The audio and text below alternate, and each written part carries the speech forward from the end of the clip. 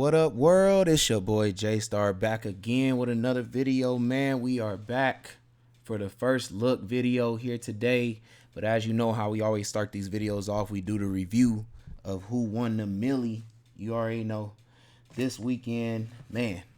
Oh man, tough weekend for me, man, because I should have had that mess. I should have had that $1,000,000, man, ready to go. But we're gonna get into this review here though first, like I said before we get with the review. I had this, man. I almost had this lineup, man. Like, but I had it like in the 50 cents. I want to say what the dollar, $3 and stuff like that. Like all my Geno plays, because I only put like I think 2 millies in this weekend, and I knew I should have switched one of them to Geno Smith, man. I knew it. I knew it. I don't. Man, I'm mad at myself for this because I literally called it was gonna be Geno. Like, I mean, I saw it in the comments. Y'all been hitting me up about it.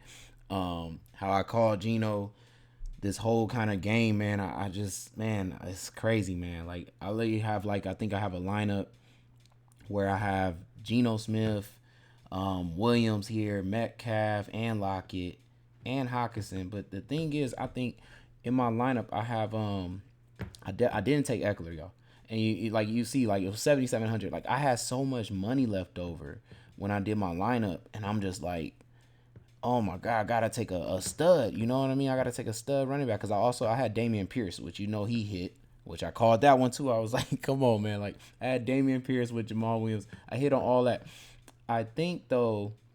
Oh, I know what I messed up on in my lineup. I think in that lineup though, I think I do not have Metcalf maybe because I have Amari Cooper, and that was oh god, did he not come through? Like he just I didn't think it was gonna be that bad, like crazy. I just don't know why I didn't go to him more. It was just weird. So that pissed me off that he didn't come through. And then, like I said, I didn't have Eckler. Instead, I had Jonathan Taylor, and y'all know he didn't come through. So those two things just like, oh my god, man, it was very hurtful, man. To look at a lineup with all that fire in it, like as you see, look at these, just flames, man. But it literally said this game was just a great game, man. I felt that Geno, man, just such a fast paced game and everything, and he had the weapons to attack the defense, man, and they had the weapons on the other side, even though they was banged up. It was just funnel, like funnel to like two people, or three people we see here. So right here, man, the millionaire winner, man, he just completely stacked that game, as you see, like completely stacked the best game of the day, the highest scoring game of the day, the fastest one. I think I want to say this was second fastest pace. I want to say I think on the whole slate. Maybe or maybe not. Maybe it was like third or so because I know we had Pittsburgh and the Jets. That was the fastest pace, and I want to say it was like God, I can't remember what the other game was that was pretty fast, but because I know the Seahawks is not that fast of a team, so that kind of slowed it down. But yeah, I knew that it was going to be a lot of pressure on them to keep scoring because Detroit doesn't stop. They just keep trying to score, and if they either gonna go 3-and-out or they're gonna score, which is gonna eventually, keep giving you opportunities to either have to score until you like solidify that you won the game and got a big enough lead. But they just keep coming, and they don't give up. And as you see here, Geno, Metcalf, Lockett, all of them stacked. He could have even had, what I want to say, Rashad Penny. Could have had him here. It's crazy, man. But then ran it back with Jamal Williams and Hawkinson and Reynolds. Like, this is crazy, man. Like, I ain't never seen no, like, what do we even call this stack here? Like, like it's a double stack, with the two receivers, of course, with Geno, but like the run back is like a triple stack run back. This is crazy, y'all. But I mean, just man, it was just a crazy weekend, y'all. Y'all know, but Eckler, man, I said it. I said it with Eckler, man, and I don't know why I didn't have him more. But I mean, I said it. I told y'all, like, it's like we gonna have him or we not, but we know if you don't take him, you know what he can do. And I didn't really trip because, like I said, like I literally had Damian Pierce instead, and like the numbers was right, like matched him really. So it's just that messing me up by having Jonathan Taylor in my flex or something like that, like because I had so much money left and not taking Eckler instead. I didn't really, it's hard to run two running backs back, like that was really hard to do. But like I said, and then messing up by taking Amari Cooper, and he just not coming through there. But as you see here, Reynolds as a nice little value play too in the run back here. We got a value play late. Like I said, what I've noticed though, every week, y'all, just to key in on things, there has not been a stud yet, like a high price stud player yet, late to pick. I believe going into this week that we got week 5 here coming up. We have another short slate, of games because we have the London game again.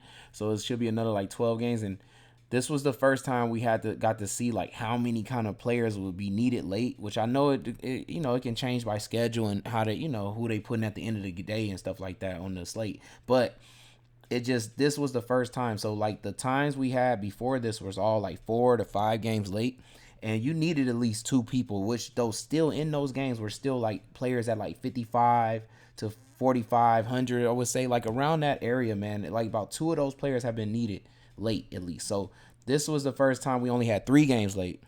So we got to see that it only needed 1 player around that 55 area, as you see in Jacobs, and just that's all he had ticking away late, man. And he just happened to come through so big, like home running back, playing a rivalry.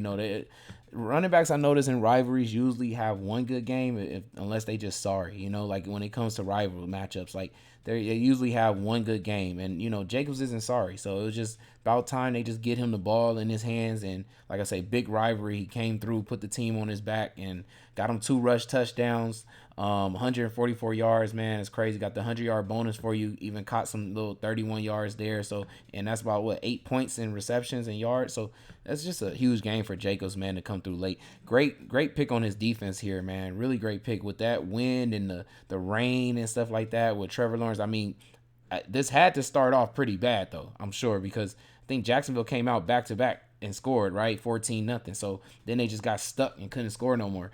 And the rain, I'm sure the rain and the wind picking up just probably messed them up a lot.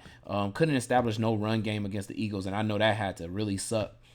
Playing in the rain and stuff. It's like they had to keep passing, which eventually, winds up getting you sacked 4 times with fumbles with the rain, of course, because you're not able to run the ball, and then getting a pick too as well because you just continue to keep passing, and that doesn't line up well with the Eagles' tough defense. But man, good luck to this guy, man. He won the million, man. So on to next week though, man. It's time for me to win this mess. Like for real. Like it's my birthday weekend too coming up. Friday's my birthday. So man, gotta win this big money, y'all. But we're gonna get on to the first look here.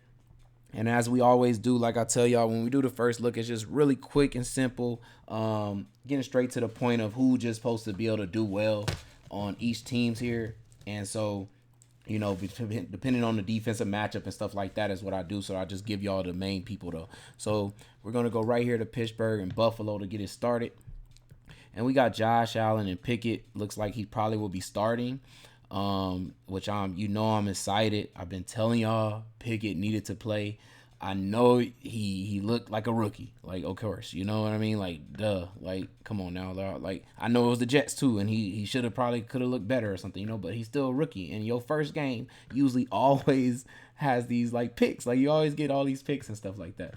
I still think the connection that I saw that he threw to the other rookie and Pickens, he had one of his best games. So it's just good to see one of those good receivers out there was able to get going with a rookie. They could not ever get going like that with Trubisky. So to me, I saw something nice, and when he finally gets a better matchup, this is going to be a tough matchup here, but definitely I still he could still do pretty good in this game just because if he's probably going to be down really big. And that doesn't mean that he still can't do something good. He could still down huge if it's 41-0. You know what I'm saying? It's the third quarter or something. Like he still has an opportunity to throw 2 touchdowns. So if I was to say who's going to catch it, it'd probably be Deontay Johnson though. I expect his targets to go back up, back to, I know this is a different quarterback, so we have to see, but I do expect his targets to go back up, being that Buffalo has, 2 cornerbacks that's, rookies and stuff out there so far. I believe they still going to have those cornerbacks because, I don't know, maybe Tre'Davious White does come back this week, but we have to stay tuned for that. If he doesn't, then, yeah, Deontay Johnson definitely in play there. And then on the other side is definitely Diggs. Big play for Diggs. Should have a great game. The weather was a big issue for him not going off. I kind of completely faded him last week. I think I had I would say about 2-3%, Diggs in my lineups just because I knew that weather was kind of really bad. I didn't really want it. But definitely this week though, he's big in play. I mean, Pittsburgh gives up a lot of fantasy points to receivers. So definitely I'll have to say Diggs there. We're going to keep it moving though. And we got the Chargers versus the Browns here. So we got Justin Herbert versus Brissett, and I would have to say the Mike Williams and Amari Cooper, best two plays there. And then I'm gonna move on, and we got Houston with Jacksonville Jaguars. We got Trevor Lawrence and Davis Mills. In this game, let me see. What do I really want to say? I guess I will say go ahead and say Brandon Cooks again.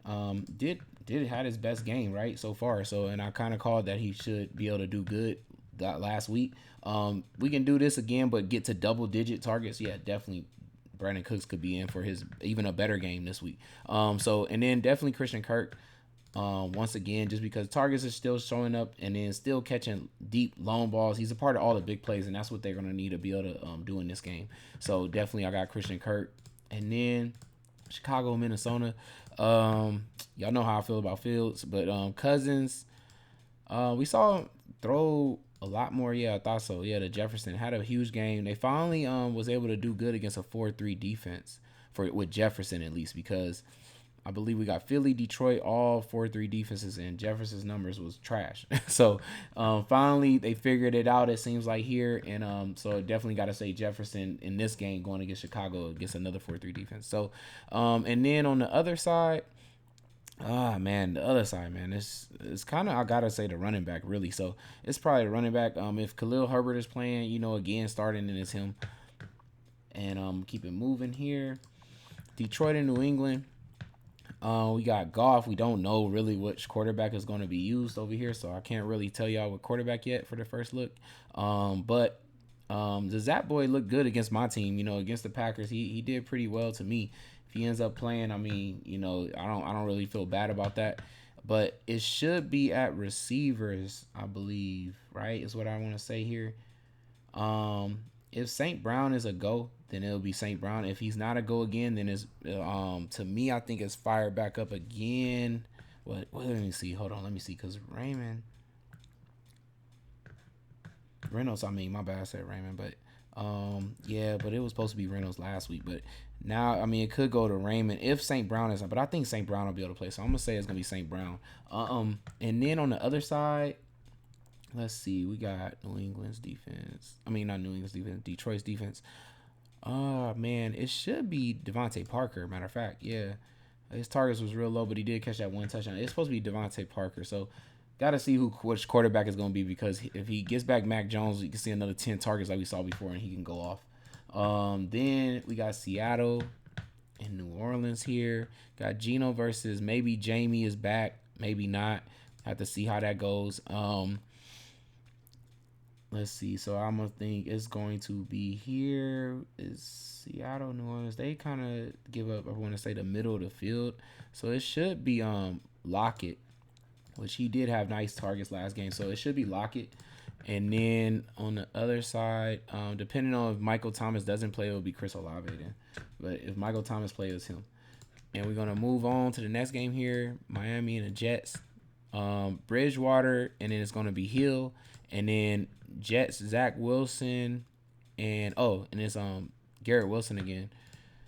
Should be him again. Just needs to get more targets this game than what he had the last game. And then we keep it moving here. We got Atlanta and Tampa Bay. Tom Brady and Mariota. Mariota's missing a weapon this game with no Cordell Patterson. As for Mariota, it's actually supposed to be Pitts, and then for Brady, it's supposed to be Godwin. So actually, hopefully, nothing comes up that he's questionable or anything, because it's supposed to be Godwin. I did see him get kind of banged up in the last game, but he did come back out there and continue to play. We got Titans versus Washington Commanders here, and we got Tannehill and Wentz. Let me see. Who is it really supposed to be in this game? Okay, so with Treylon Burks being out, got to go to Woods here.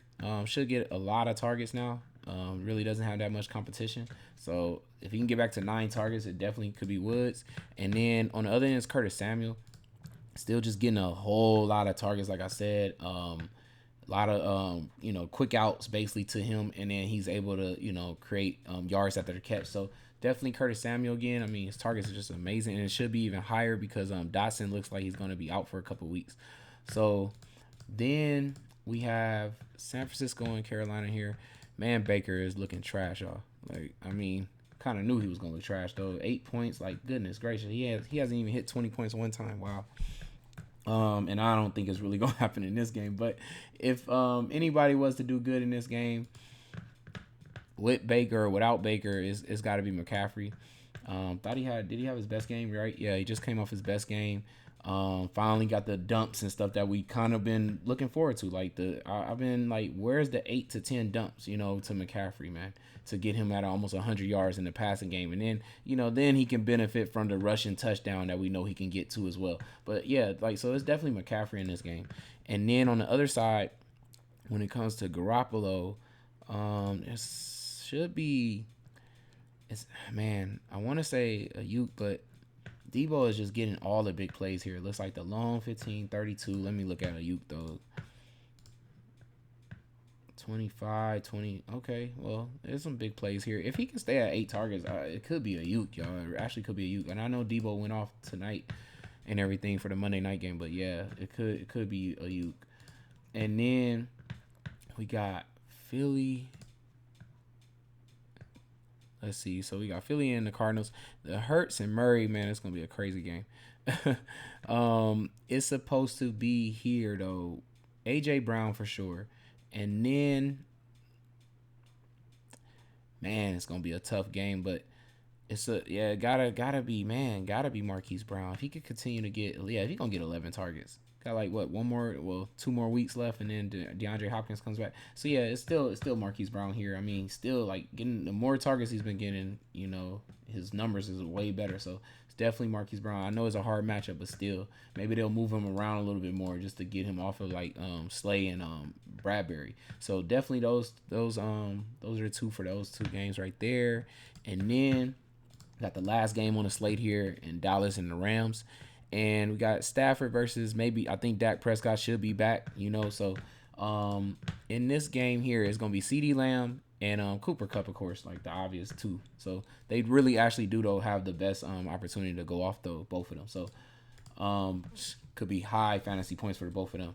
Man, so I hope y'all enjoyed that, man. A quick first look at the, week 5, man. This should be a really good week. I really feel like really good about this week. Can't wait to go over the full strategy video with y'all on Friday, as I always do, where I give y'all, full stackable, people to take that all have good matchups in the game. Especially I'll go over injury reports too. So if cornerbacks are out, it could help, if linebackers are out, should help maybe running backs and things like that. So go over all that on Friday, man. So make sure y'all stay tuned for that. Look forward to also the top 5 in every position getting put out throughout the week too. But like I said, the full strategy, man, is to help y'all out with fully stacking certain games. Like I said, last week, I could have swore I talked about Seattle and Detroit being a good game. Also talked about some of those players in my value picks with Rashad Penny. So also got the value play picks gonna come out on Saturday as always. And then look forward to all the showdown, videos too as well. Just want to say thank you all for all the comments, subscribers, man. I really appreciate all y'all, man. Y'all really helping me stay motivated and continue to post these videos.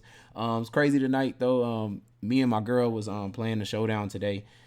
She took it like for 50 cents. Like we just like have fun, just tossing some 50-cent plays, and she got the first place. So she's running around the house calling herself Draft Queen now. So man, I was so close. I was in there. I think I was first place at like in the second quarter almost or something like that. But she took it at the end, man. Like I think I came like 3 or 4 or 5 points off. But yeah, she got first place, man. So big ups to her, man. Hopefully this week, I can get it on Thursday before my birthday or something, But it's your boy Jaystar, and I'm out. Peace.